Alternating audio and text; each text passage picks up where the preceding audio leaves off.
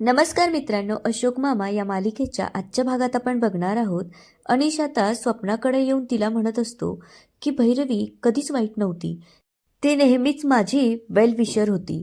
त्यावर आता स्वप्ना तिला म्हणते, ओ भैरवीचा खूपच पुळका आलेला दिसतो. तेव्हा अनिश तिला म्हणतो की पुळका नाही, माझं तिच्यावर पहिल्यापासूनच प्रेम होतं, पण तू मला मॅन्युप्युलेट्स केलं, माझ्या डोक्यात नको नको त्या गोष्टी घालत आलीस. तेव्हा आता स्वप्ना त्याला म्हणते, पण आता माझे डोळे उघडलेत. त्यावर आता स्वप्ना त्याला म्हणते, वाव तुझे डोळे उघडलेत, मला पण कळू दे की भैरवीने असं काय केलंय. त्यावर आता अनिश म्हणतो की तिने काहीच केलं नाही, तू जे काही केलंस ना त्यामुळेच माझे डोळे उघडलेत. तुझ्या वागण्याने शहाणा झालो मी. ज्या वेळेस तू भैरवीचा काटा काढण्याची गोष्ट केली तेव्हाच तुझा खरा चेहरा समोर आला आणि तुझा सगळा प्लॅन मला कळला. पुढे तो म्हणतो की तू तुझ्या स्वार्थासाठी माझा उपयोग केला आणि तुलाच रिवेंज घ्यायचा होता. तेव्हा आता स्वप्ना त्याला म्हणते की मी तुझीच मदत करत होती आणि तू मला खोटं ठरवतोयस. आता स्वप्ना त्याला म्हणते की तू खूप प्यायला आहेस, तुझी नशा उतरली की आपण बोलूया. त्यावर आता अनिश हसू लागतो आणि तिला म्हणतो की तुझ्या प्रेमाची नशा तर कधीच उतरली आहे आणि तुला फायनल वॉर्निंग, भैरवीच्या वाटेला कधीच जायचं नाही, कारण यानंतर तुझ्या आणि भैरवीच्या मध्ये मी असेल. असं म्हणून आता अनिश तिथून निघून जातो. त्यामुळे आता स्वप्नाला खूप राग येतो. त्यामुळे लगेचच स्वप्ना फोन करून तिच्या माणसांना सांगते की भैरवीच्या आधी अनिशला संपवा, तो आत्ताच माझ्या घरातून बाहेर गेला आहे आणि खूप प्यायला आहे.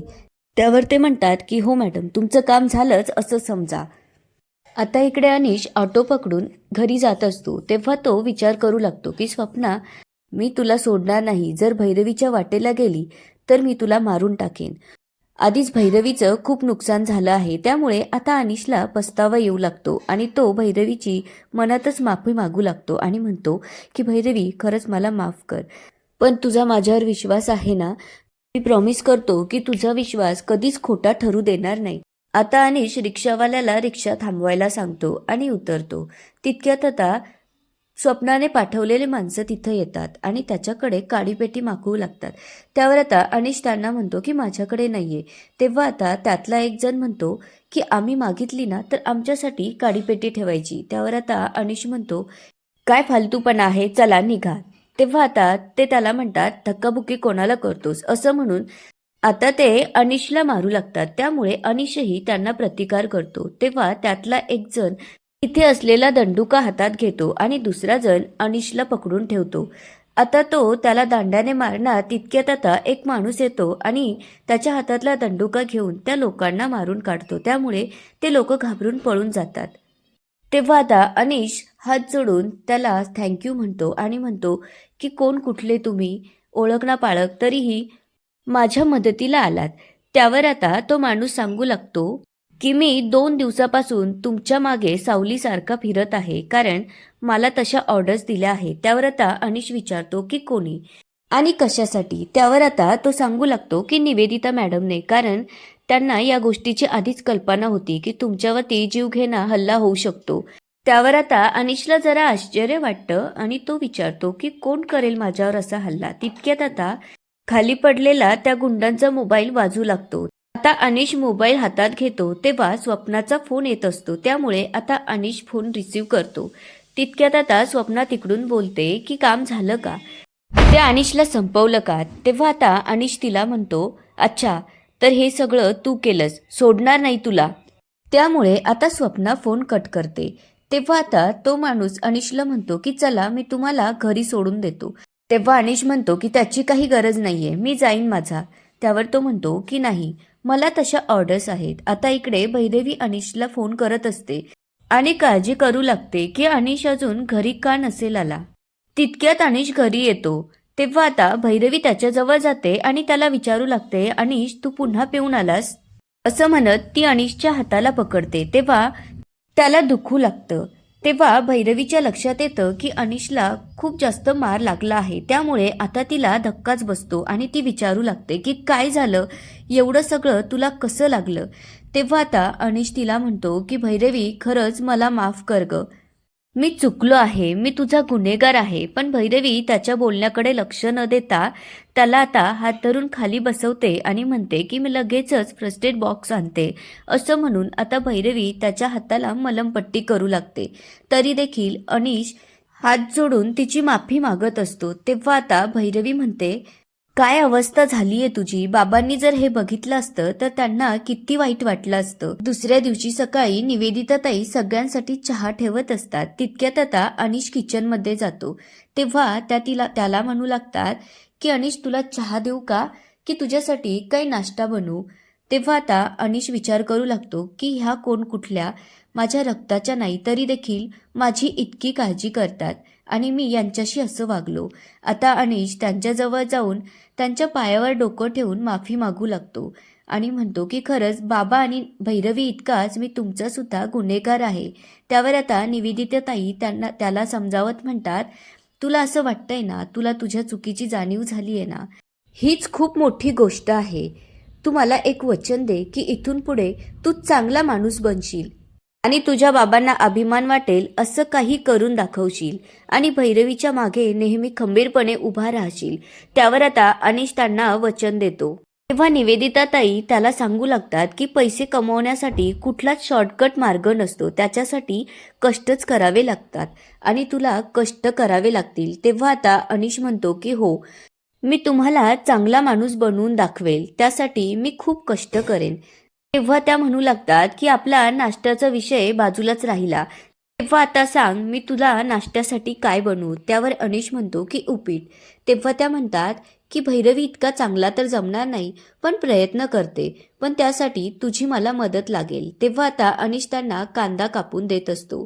तितक्यात आता निविताई त्याला म्हणते, हे बघ अनिश, तू ज्या काही चुका केल्या आहेत भैरवीला सांगण्याची वेळ आली आहे. त्यामुळे तू तिच्या समोर जाऊन तुझी चूक कबूल कर.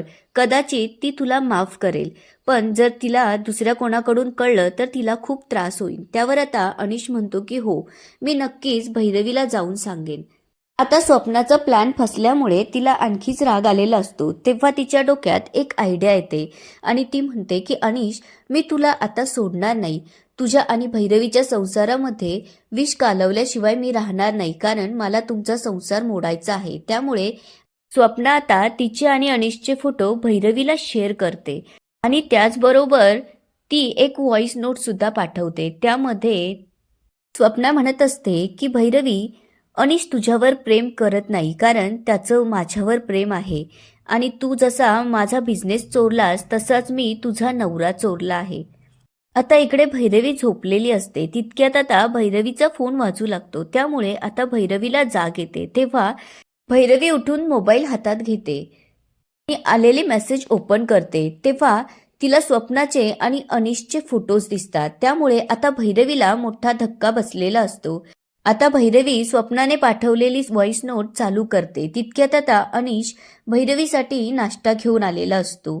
तेव्हा अनिश सुद्धा ती व्हॉइस नोट ऐकू लागतो. त्यामुळे आता अनिशला सुद्धा मोठा धक्का बसलेला असतो, कारण त्यामध्ये स्वप्नाने अनिशचा खरा चेहरा भैरवी समोर आणलेला असतो. त्यामुळे आता भैरवीला खूप वाईट वाटू लागतं आणि तिच्या डोळ्यात पाणी येऊ लागतं. आता भैरवीला तिच्या मोदकांचा टेम्पो अनिश आणि स्वप्नाने गायब केला होता, तसंच तिच्या मोदकांमध्ये अनिशनेच विष कालवलं होतं, या सगळ्या गोष्टी जेव्हा कळतात तेव्हा तिला अनिशवरचा विश्वासच उडतो. तेव्हा अनिश म्हणतो की हिच्यावर विश्वास ठेवू नको, ही खोटं बोलतीये. तेव्हा आता भैरवी त्याला त्याचे आणि स्वप्नाचे फोटो दाखवत विचारू लागते की हे फोटो सुद्धा खोटे आहेत का. त्यावर आता अनिश कबूल करतो की नाही, हे सगळं खरं आहे आणि स्वप्ना जे काही बोलली ते पण खरं आहे. तेव्हा आता अनिश तिची माफी मागत म्हणतो की मी वाहवत गेलो, खरंच मला माफ कर. पण भैरवी त्याचं काहीच ऐकून घ्यायला तयार नसते आणि त्याला म्हणू लागते की तू एवढा खाली जाशील असा मी कधीच विचार केला नव्हता.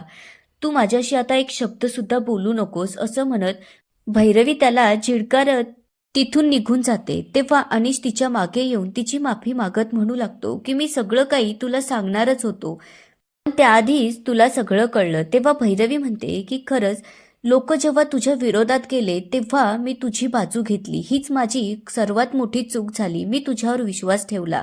पण आता नाही. आता मी तुझ्याबरोबर एक क्षणसुद्धा इथे थांबू शकत नाही. मी आता मुलांना घेऊन इथून कायमची निघून जाते. तितक्यात आता अशोक मामा तिथं येतात आणि भैरवी आणि अनिशमधलं बोलणं ऐकू लागतात. तेव्हा ते विचार करतात की भैरवीला सगळ्या गोष्टी समजल्या बहुतेक आणि याच ठिकाणी आजचा एपिसोड संपतो. आता पुढच्या एपिसोडमध्ये आपल्याला असं पाहायला मिळतं की भैरवी मुलांसोबत घर सोडून जायचा विचार करत असते. तेव्हा आता अशोक मामा तिला थांबवत म्हणतात की तू या घरची लक्ष्मी आहेस, तू कुठेच जाणार नाहीस आणि अनिशने चूक केली आहे. त्यामुळे घराबाहेर जर कोणी जाणार असेल तर तो अनिश असेल. आता भैरवीचं नेमकं काय डिसिजन असेल, अशोक मामा तिला थांबवू शकतील का, हे सगळं सविस्तरपणे आपल्याला पाहायला मिळेल पुढच्या भागात. तोवर व्हिडिओला लाईक, सबस्क्राईब आणि शेअर करायला प्लीज विसरू नका. धन्यवाद.